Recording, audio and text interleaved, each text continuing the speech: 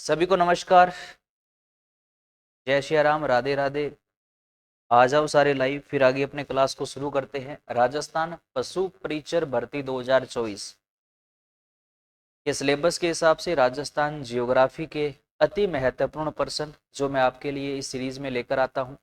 इससे पहली क्लास में हमने राजस्थान के सामान्य परिचय और भौतिक प्रदेश से संबंधित कुछ महत्वपूर्ण प्रश्नों पर चर्चाएं की थी। आज इस सेशन में जलवायु और मिट्टी से संबंधित कुछ विभिन्न परीक्षाओं में आए हुए प्रश्नों के ऊपर अपने आज इस सेशन में चर्चा करने वाले हैं। तो सबसे पहले जो भी साथी इस चैनल में पहली बार जुड़े हैं, पहली बार इस क्लास को देख रहे हैं, वो चैनल को सब्सक्राइब जरूर कर लें।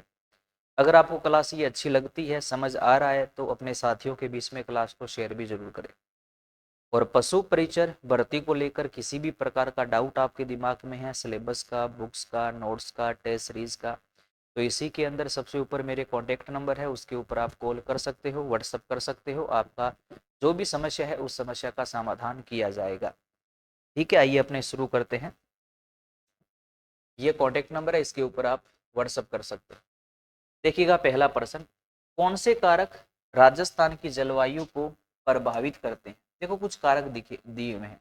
अक्षांशीय विस्तार है, देशांतरीय विस्तार, अरब सागर से दूरी, उच्चावच विशेषताएं। इन चारों में से कौन कौन से कारक है जो हमारी जलवायु को प्रभावित करते हैं? देखिएगा, याद रखिएगा, जलवायु को प्रभावित करने वाली जो कुछ मुख्य कारक है, 8 कारक है, मेन कारक जो हमारी जलवायु पर प्रभाव डालते हैं। देखिएगा, जैसे जलवायु को प्रभावित करने वाला सबसे मेन कारक माना जाता है सर्वप्रथम अक्षांशीय विस्तार। याद रखो, देशांतर जो होता है ना, वो कभी भी जलवायु पर प्रभाव नहीं डालता। देशांतरों का प्रभाव समय पर पड़ता है, जलवायु पर देशांतरों का कोई प्रभाव नहीं पड़ता। इसके अलावा उच्चावच श्रेणियां, या इसी को हम अपनी भाषा में धरातल कह सकते हैं। ठीक, उसके अलावा समुद्र से दूरी, समुद्र से दूरी, उसके अलावा समुद्र तल से ऊंचाई, अरावली पर्वतमाला की स्थिति, अरावली पर्वतमाला की स्थिति, वनस्पति, मृदा की संरचना यानी कि मिट्टी की जो संरचना होती है, और वर्षा। ये हमारी जलवायु को प्रभावित करने वाले मूल 8 कारक है।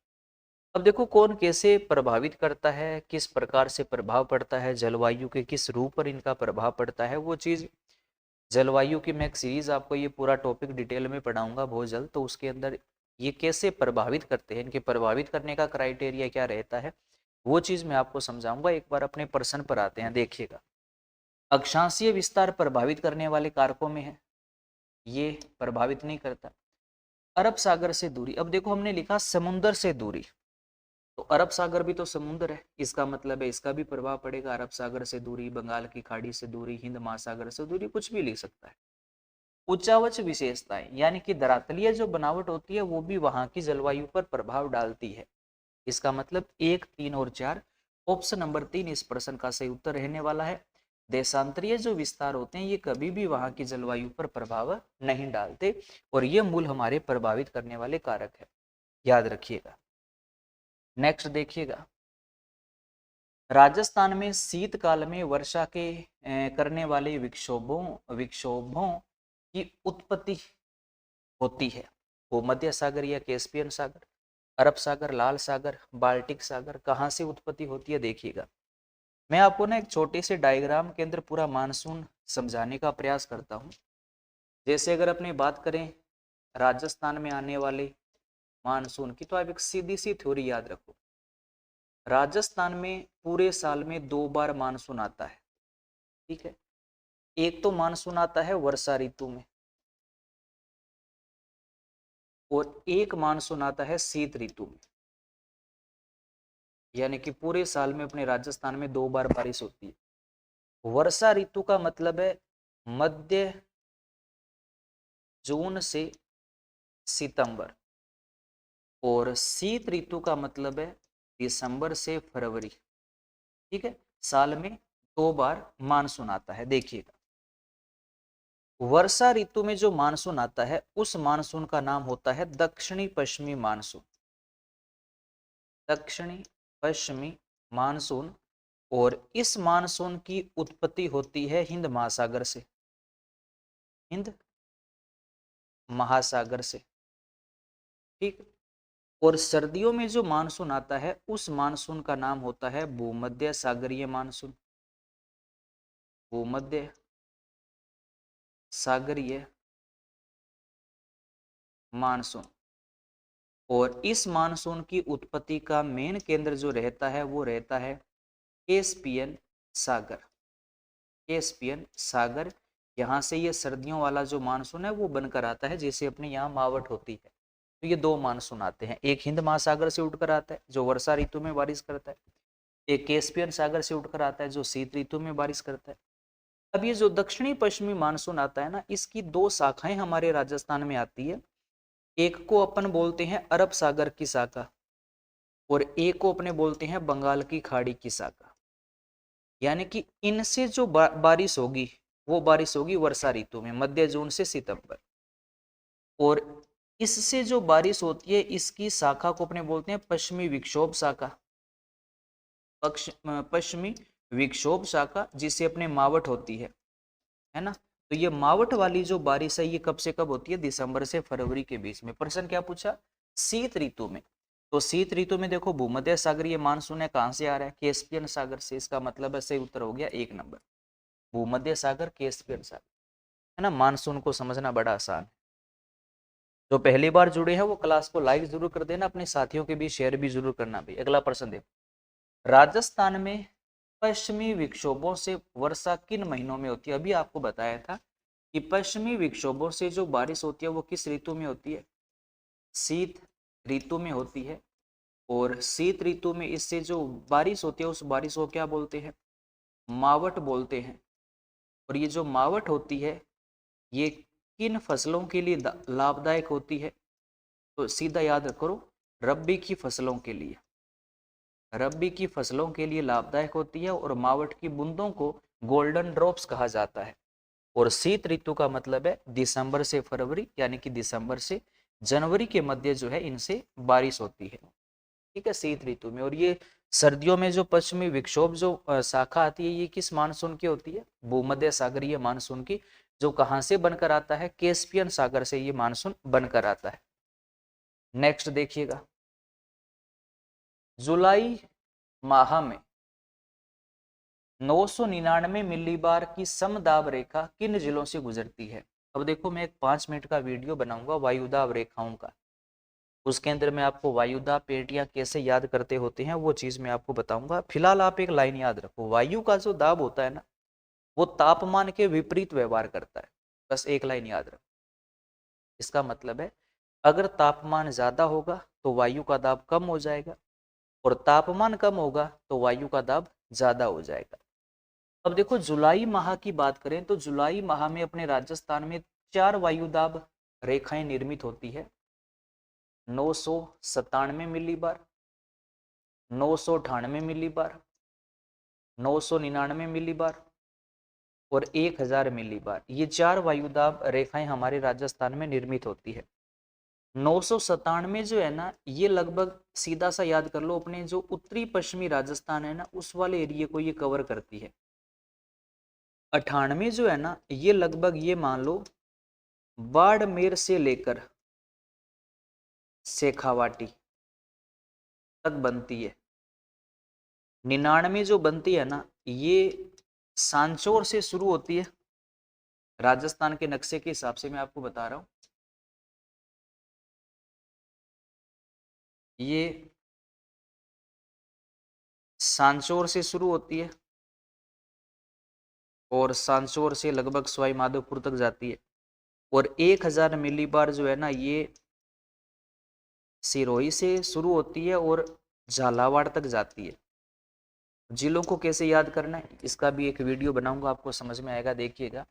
बाड़मेर, नागौर, चूरू जो है ना, यहाँ पर 998 मिली बार है, 998 मिली बार वायुदाब लगता है।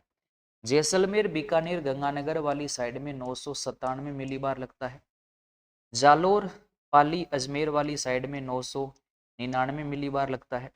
और सिरोही, उदयपुर, झालावाड़ साइड में 1000 मिली बार लगता है। प्रश्न का उत्तर हो गया जालोर, पाली व अजमेर।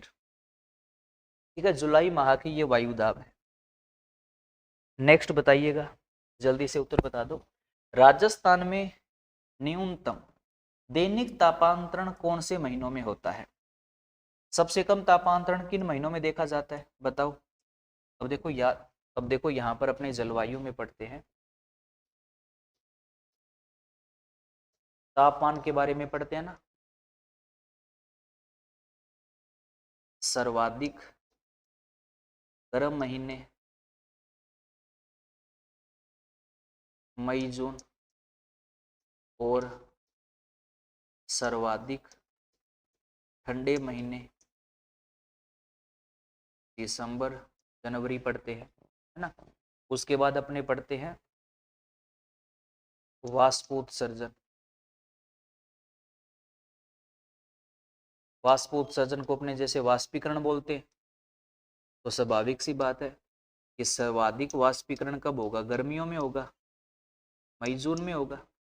और सबसे कम वाष्पीकरण कब होगा? सर्दियों में, यानी कि दिसंबर जनवरी में होगा। उसके बाद अपने पढ़ते हैं वर्षा। ठीक है, अपने क्या पढ़ते हैं कि सर्वाधिक वर्षा वाले जो महीना है वो कौन सा है? जुलाई व अगस्त है, जुलाई व अगस्त। कम बारिश वाला कोई भी महीना नहीं है। जुलाई के महीनों में टोटल बारिश की 34% बारिश होती है और अगस्त में टोटल बारिश की 33% बारिश होती है। वर्षा के बाद में आती है आर्द्रता, यानी कि नमी। तो जैसे ही बारिश कम होने लगेगी, आर्द्रता बढ़ने लगेगी। तो सबसे ज्यादा आर्द्रता वाला महीना होता है अगस्त का महीना, और सबसे कम आर्द्रता वाला जो महीना होता है वो होता है अप्रैल का महीना। ठीक है, सर्वाधिक आर्द्रता अगस्त, कब? अप्रैल। उसके बाद में अपने बात करें ना तापांतरण, याद करने का बड़ा सा आसान तरीका है। आर्द्रता वाले महीने लगभग अपने एक अंदाजे से याद कर सकते हैं कि बरसात के तुरंत बाद आर्द्रता आती है, और अप्रैल, मार्च, अप्रैल में लगभग वायुमंडल एकदम साफ होता है। तो इनको उल्टा कर लो। उल्टा कैसे, देखिएगा। जिस महीने में सबसे कम आर्द्रता होगी ना, उस महीने में तापांतरण सबसे ज्यादा होगा। कम आर्द्रता कब है? अप्रैल में, तो तापांतरण ज्यादा अप्रैल में। जिस महीने में सबसे ज्यादा आर्द्रता होगी उस महीने में तापांतरण भी कम होगा। आर्द्रता ज्यादा कब है? अगस्त में, तो अगस्त में क्या होगा? तापांतरण कम होगा। आर्द्रता वाले जो महीने हैं उनके विपरीत महीने लिखेंगे तो वो तापांतरण के महीने बन जाएंगे। क्या पूछा? न्यूनतम तापांतरण। तो न्यूनतम तापांतरण कब होता है? अगस्त के आसपास। तो जुलाई अगस्त में क्या रहेगा? सबसे कम तापांतरण रहेगा। पशु परिचर परीक्षा के लिए ये महीने अच्छे से याद कर लेना। 10वीं लेवल तक का बेस है आपका, सामान्य सा प्रश्न आएगा, तो ये ज्यादा कम वाले महीने जरूर याद रख लेना। नेक्स्ट देखिएगा, चलो बताओ। राजस्थान को दो भागों में बांटने वाली समवर्षा रेखा कितने सेंटीमीटर है? देखो, अब इसका उत्तर है 50 सेंटीमीटर, लेकिन आप दो बातें और याद रखो। 50 सेंटीमीटर समवर्षा रेखा का जो निर्माण होता है ना, वो अरावली पर्वतमाला के समानांतरण होता है। किसके? अरावली पर्वतमाला के समानांतरण होता है, इसलिए ये नाम इसको दे दिया, अरावली को दे दिया। अगर ऑप्शन में 50 ना हो तो राजस्थान को दो भागों में बांटने वाली 40 सेंटीमीटर समवर्षा रेखा है, जो जलवायु के आधार पर, जलवायु के आधार पर राजस्थान को दो भागों में विभाजित करती है। अगर 50 सेंटीमीटर ऑप्शन में ना हो तो राजस्थान को दो दो भागों में बांटने का काम 40 सेंटीमीटर भी करती है। 25 सेंटीमीटर समवर्षा रेखा जो है ये मरुस्थल प्रदेश को, मरुस्थल प्रदेश को दो दो भागों में विभाजित करने का काम करती है। कौन कौन में? जिस मरुस्थल में वर्षा 25 से कम होती है वो तो है शुष्क मरुस्थल, और जहां वर्षा 25 से ज्यादा होती है वो है अर्ध शुष्क मरुस्थल। तो मरुस्थल को दो दो भागों में बांटने वाली वर्षा रेखा कौन सी है? 25 सेंटीमीटर है। 20 सेंटीमीटर सम वर्षा रेखा जो होती है ये शुष्क जलवायु प्रदेश को, शुष्क जलवायु प्रदेश को दो दो भागों में बांटने का काम करती है। और 10 सेंटीमीटर सम वर्षा रेखा जो है ना, ये जो अपनी अंतरराष्ट्रीय सीमा है, रेड क्लिफ रेखा है, उसके समानांतर ये 10 सेंटीमीटर सम वर्षा रेखा बनती है। तो अपने इसमें ये कह सकते हैं कि मरुस्थल की पश्चिमी सीमा का, मरुस्थल की पश्चिमी सीमा का निर्धारण करने वाली, मरुस्थल की पश्चिमी सीमा का निर्धारण करने वाली समवर्षा रेखा कितने सेंटीमीटर है? 10। क्योंकि अगर इस 10 सेंटीमीटर के अपने पश्चिमी साइड में और आगे चले गए तो आगे पाकिस्तान आ जाएगा। तो इसने मरुस्थल की पश्चिमी बाउंड्री का निर्धारण कर दिया। तो राजस्थान को दो भागों में बांटने वाली समवर्षा रेखा 50 सेंटीमीटर है। नेक्स्ट देखिएगा, राजस्थान में लौटते हुए मानसून की ऋतु है, जिसको अपने मानसून प्रत्यावर्तन की ऋतु भी बोलते हैं। अब देखो, सीधा अगर वो आपसे प्रश्न करे ना कि बताओ ऋतुएं कितने प्रकार की है, तो याद रखना ऋतुएं जो होती है वो 3 प्रकार की होती है। कौन कौन सी? एक तो होती है ग्रीष्म ऋतु, एक होती है वर्षा ऋतु, और एक होती है शीत ऋतु। ठीक है, ऋतु में 3 प्रकार की होती है। ग्रीष्म ऋतु की समयावधि है मार्च से मध्य जून, मार्च से मध्य जून। वर्षा ऋतु की समयावधि होती है मध्य जून से सितंबर। बाद में वर्षा ऋतु जो है ना, इसी वर्षा ऋतु का ही एक अन्य भाग इसका विभाजन कर देते हैं शीत ऋतु शुरू होने से पहले, जिसको बोलते हैं मानसून प्रत्यावर्तन की ऋतु। और ये आती है अक्टूबर से लगभग नवंबर, और बाद में दिसंबर से फरवरी तक शीत ऋतु की समयावधि है। अपने अक्सर देखते हैं ना, जब सर्दियां शुरू होती है तो सर्दियां शुरू होने से पहले हल्की फुल्की बारिश आती है ना, और हल्की फुल्की बारिश आने के बाद में लगभग सर्दियां शुरू हो जाती है। तो जो हल्की फुल्की बारिश आती है वो लौटते हुए मानसून की है, जिसको मानसून प्रत्यावर्तन की ऋतु कहा जाता है, जो शीत ऋतु का ही एक पार्ट है।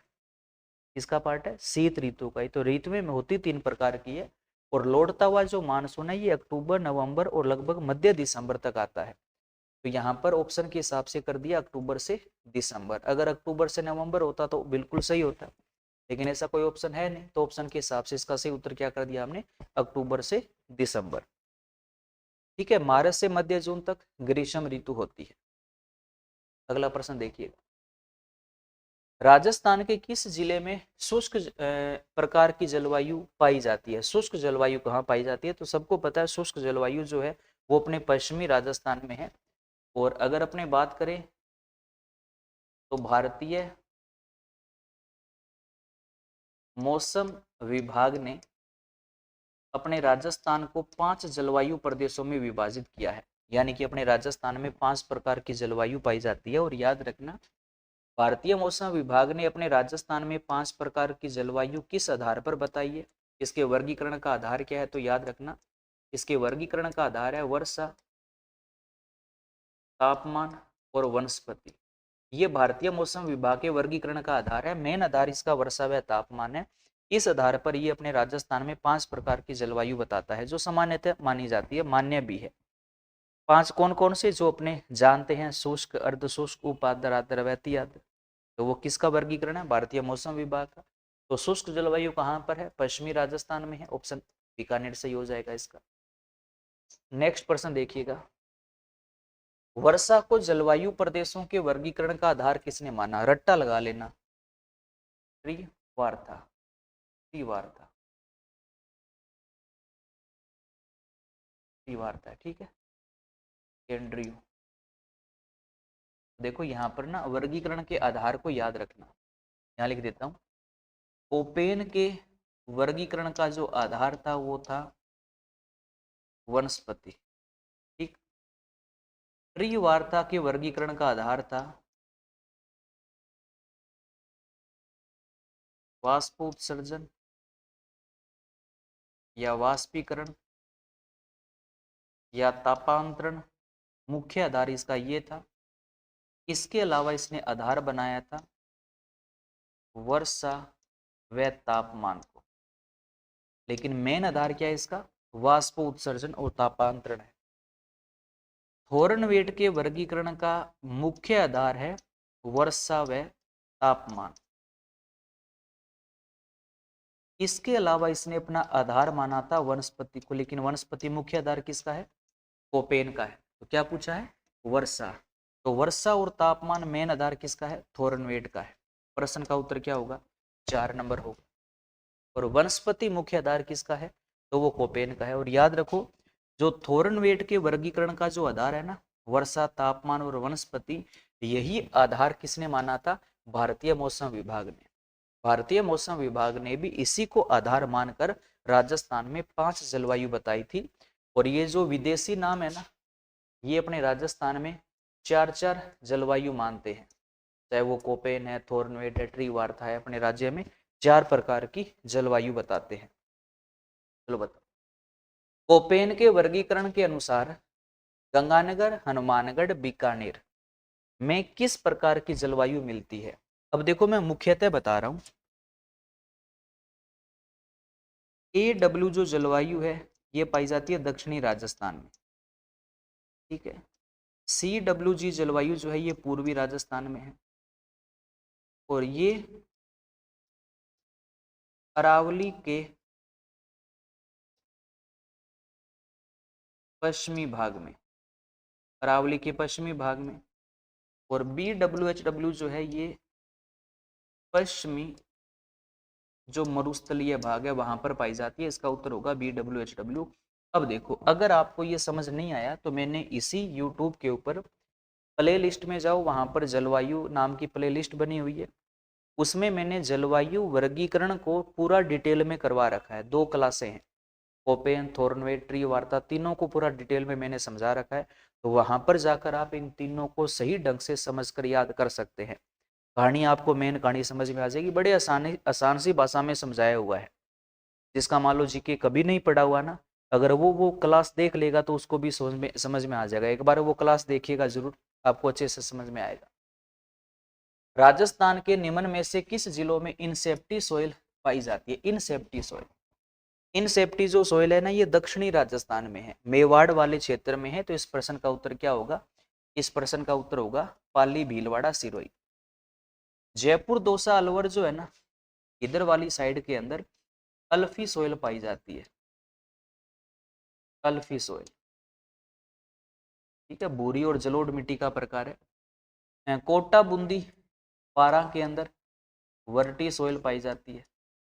कौन सी है? वर्टी सोइल है, ठीक है। और जो मरुस्थल का जो भाग है यहाँ पर एंटी व एडी सोइल पाई जाती है। और पूर्वी जो राजस्थान है, सॉरी जो दक्षिणी राजस्थान है, मेवाड़ के आसपास वाला, वहां पर इनसेप्टी सोइल पाई जाती है। कौन सी? इनसेप्टी सोइल पाई जाती है। मिट्टियों का वैज्ञानिक वर्गीकरण है। 5 प्रकार की मिट्टियां हैं। इनके क्षेत्र को याद करने का तरीका बड़ा आसान है। आप इसका भी मैंने वीडियो बना रखा है, आप वहां पर जाकर इनको समझ सकते हो अच्छे से। चलो, हाड़ौती प्रदेश में किस प्रकार की मिट्टी है अभी बताओ? हाड़ौती प्रदेश में इनसेप्टी जो सोइल है ये याद कर लो दक्षिणी राजस्थान में, ठीक है। या प्राचीन का जो अपना मेवाड़ प्रदेश है, उदयपुर, आसमंद वाला, वहां पर पाई जाती है। एंटी सोइल प्लस एरडी सोइल, ये दोनों प्रकार की जो मिट्टियां हैं ये आपको मिलेगी मरुस्थल प्रदेश में। अल्फी जो सोइल है ये पाई जाती है पूर्वी राजस्थान में। और वर्टी जो सोइल है ये पाई जाती है दक्षिणी पूर्वी राजस्थान में, मतलब हाड़ौती क्षेत्र में, कोटा संभाग में। काली मिट्टी का ही प्रकार है। जिसमें सवत जुताई की क्षमता होती है। सबसे उपजाऊ मिट्टी अल्फी सोइल मानी जाती है। और मक्के के लिए, मक्का जो फसल है इसके लिए सबसे बढ़िया मिट्टी इनसेप्टी सोइल पाई जाती है, मानी जाती है। और गेहूं के लिए, गेहूं के लिए अल्फी सोइल सबसे बढ़िया मानी जाती है। राजस्थान के सबसे ज्यादा भूभाग पर पाई जाने वाली मिट्टी एंटी और एरिडी सोइल है। हाड़ौती क्षेत्र में वर्टी सोइल पाई जाती है दक्षिणी पूर्वी राजस्थान में, जो कि एक काली मिट्टी का ही प्रकार माना जाता है, जो कपास के लिए बढ़िया है। वर्टी सोइल जो है ये किस फसल के लिए बढ़िया होती है? कपास के लिए। इसमें सवत जुताई की क्षमता होती है। तो इन मिट्टियों को आप जाकर वहां पर समझ सकते हो। देखिएगा, निम्नलिखित में से किस जिले में बुरी मृदाएं पाई जाती है? बुरी जो मृदा है ना, वो याद रखो, याद करने का बड़ा आसान सा तरीका है। बनास बेसिन जो है ना, उस बनास बेसिन के आसपास में बुरी मिट्टी पाई जाती है। बनास नदी से जो प्रभावित जो एरिया है ना, उस पूरे एरिया में बुरी मिट्टी मिलती है। जैसे लूणी बेसिन में लवणीय मिट्टी है ना, तो उसी प्रकार से बनास बेसिन में बुरी मिट्टी। अगर आप मिट्टियों का टॉपिक बहुत ही आसान सी लैंग्वेज में मेरे से अगर आप समझना चाहते हो, तो आप मेन कमेंट बॉक्स के अंदर मिट्टियां लिखकर कमेंट कर देना। देखते हैं कितने स्टूडेंट है जो मिट्टियों का टॉपिक पढ़ना चाहते हैं। तो मैं मिट्टियों के ऊपर आपके लिए एक लाइव क्लास लेकर आऊँगा। 40 से 50 मिनट की क्लास में राजस्थान में मिट्टियों का जो टॉपिक है वो आपको मैं चुटकियों में याद करवा दूंगा।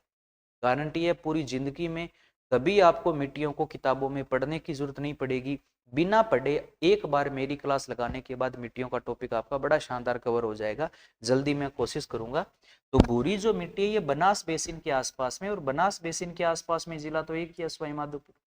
चंबल बनास सीप का त्रिवेणी संगम होता है सवाई माधोपुर में, बनास नदी जाती है। तो यहाँ पर कौन सी है? बुरी मृदा ना। बाड़मेर के अंदर इधर रेतीली बलुई मिट्टी पाई जाती है, इधर भूरी रेतीली मिट्टी पाई जाती है। जालोर के भाग में भी लगभग भूरी रेतीली मिट्टी का विस्तार देखने को मिलता है। और ये अपना नेक्स्ट प्रश्न देखिएगा, राजस्थान के किस जिले के समूह में कछारी मृदा पाई जाती है? कछारी मृदा किसको बोलते हैं? कछारी मृदा का मतलब है जलोढ़ मृदा, जलोढ़ मिट्टी, जिसको नवीन कांपीय मिट्टी भी कहा जाता है, जिसको नवीन कांपीय मिट्टी भी कहा जाता है। इसको ब्लैक कॉटन सोइल भी कहा जाता है। बहुत ज्यादा उपजाऊ मिट्टी होती है, गेहूं के लिए सबसे बढ़िया मानी जाती है। ये अपने राजस्थान के अंदर पूर्वी भाग में पाई जाती है, तभी तो पूर्वी भाग को मैदानी प्रदेश बोलते हैं। मैदानी प्रदेश का मतलब है जिस प्रदेश का निर्माण जलोढ़ मिट्टी से होता है उसको मैदानी प्रदेश बोलते हैं। और जलोढ़ मिट्टी का सबसे ज्यादा विस्तार अपने पूर्वी भाग में है। देख लो पूर्वी भाग के जिले कौन से हैं ना, भरतपुर, धौलपुर है, तो ये हो जाएगी। डूंगरपुर बांसवाड़ा जो है ना, यहाँ पर तो लाल लोमी मृदा पाई जाती है। कौन सी? लाल लोमी मृदा पाई जाती है। कोटा बूंदी की बात करें तो यहाँ पर काली मिट्टी पाई जाती है। और बीकानेर जैसलमेर की बात करें तो यहाँ पर रेतीली मृदा जो बहुत ज्यादा मोटे कण वाली होती है, तो इसी को अपने बलुई मृदा बोलते हैं। इसी को भारतीय कृषि विभाग ने मरुस्थलीय मिट्टी बोला था, रेतीली मिट्टी को। तो जलोढ़, नवीन कांपीय या कछारी या ब्लैक कॉटन सोइल कहाँ मिलती है? पूर्वी राजस्थान में मिलती है। और पूर्वी राजस्थान के जिले कौन से हैं? भरतपुर, धौलपुर है। और वैज्ञानिक वर्गीकरण के अनुसार पूर्वी जो राजस्थान का धरातल है वहां पर कौन सी मिट्टी पाई जाती है? तो याद रखो वहां पर अल्फी सोइल पाई जाती है। ठीक है, तो ये जलवायु और मिट्टी से जुड़े कुछ महत्वपूर्ण प्रश्न थे, परीक्षाओं में आए हुए प्रश्न है। और ये प्रश्न मैंने केवल यही क्यों चुने, क्योंकि ये प्रश्न वो है जो बार बार अलग अलग परीक्षाओं में रिपीट हो रहे हैं और हमारे पाठ्यक्रम के लेवल के हिसाब के प्रश्न है। रट्टा लगा लेना, इनमें से जलवायु मिट्टी के प्रश्नों में से एक आधा प्रश्न आपको मुख्य परीक्षा में 101% मिलेगा। हो सकता है उसकी वो लैंग्वेज थोड़ी बदल दे, लेकिन भूमिका उसकी यही रहेगी। और ये आज का लास्ट प्रश्न है जिसका सही उत्तर आपको अभी नहीं मेन कमेंट बॉक्स में देना है। उदयपुर व कोटा जिलों के अधिकांश कौन सी मृदा पाई जाती है? उदयपुर कोटा के अधिकांश भागों पर कौन सी मृदा पाई जाती है? कैल्सी ब्राउन, नवीन भूरी, पर्वतीय या लाल दोमट मिट्टी? अभी एक परीक्षा हुई थी 2023 इसी साल की परीक्षा, उसमें ये पूछा गया प्रश्न है, बड़ा शानदार प्रश्न है। अगली क्लास में मैं इस प्रश्न का आपको उत्तर बता दूंगा। और अगर आप पशु परिचर परीक्षा की तैयारी कर रहे हो और किसी भी प्रकार की टेस्ट सीरीज या कोई कोर्स से जुड़ने की इच्छा आपकी है, तो आप एक बार मेरे को इस नंबर पर जरूर व्हाट्सअप कीजिएगा। अगर आपका कोई डाउट है, कोई समस्या है किसी को लेकर, तो वो समस्या आपकी मैं सुनूंगा, उसका समाधान हम जरूर करेंगे। किसी भी बैच को लेकर, टेस्ट सीरीज को लेकर या बुक्स या नोट्स को लेकर, तो ज़रूर मैं आपको अवगत करवाऊंगा। बाकी आप चैनल के साथ हमेशा जुड़े रहिएगा। यहाँ पर आपको राजस्थान का कंप्लीट जीके जो है वो मेरे साथ पढ़ने को मिलेगा। अगर आप मेरे साथ एक व्यवस्थित लाइव बैच में कंप्लीट राजस्थान जीके पढ़ना चाहते हो तो मैंने संकल्प गंगानगर की ऑनलाइन ऐप के ऊपर जिला दर्शन का मैंने लाइव बैच शुरू कर रखा है। वहां पर आप जाकर उस नाम मात्र की फीस में आप मेरे साथ लाइव बैच में जुड़ सकते हो और अपने राजस्थान जीके को बेहतरीन बना सकते हो। बाकी इस क्लास को लाइक करना मत भूलिएगा, अपने साथियों के बीच इसको शेयर भी कीजिएगा और अपना विश्वास इसी प्रकार से इसके चैनल के साथ बनाए रखिएगा। आपके विश्वास के ऊपर मैं खरा उतरने की पूरी कोशिश करूंगा, ठीक है। और आगे आपको राजस्थान जियोग्राफी के किस टॉपिक में दिक्कत आ रही है, कौन सा टॉपिक है जो आप डिटेल में पढ़ना चाहते हो, अगर ऐसा कोई टॉपिक है तो वो भी आप मुझे कमेंट बॉक्स में बता सकते हो। वो मैं टॉपिक आपको यूट्यूब पर पूरा डिटेल में पढ़ाने का भी प्रयास करूंगा, ठीक है। बाकी मेरे साथ जुड़े रहिएगा, इसी प्रकार से विश्वास बनाए रखिए और कोशिश किया करो। अगर आपको अच्छा लगता है तो इस क्लास का जो लिंक है अपने व्हाट्सअप, टेलीग्राम वगैरह स्टेटस के ऊपर थोड़ा सा शेयर किया करो, ताकि और भी साथी जुड़े तो हमारा भी थोड़ा मनोबल हौसला बढ़े। और इस प्रश्न का उत्तर आपको मेन कमेंट बॉक्स में बताना है, ठीक है। बाकी जुड़े रहिएगा। सबका बहुत बहुत धन्यवाद। जय हिंद, जय भारत, धन्यवाद।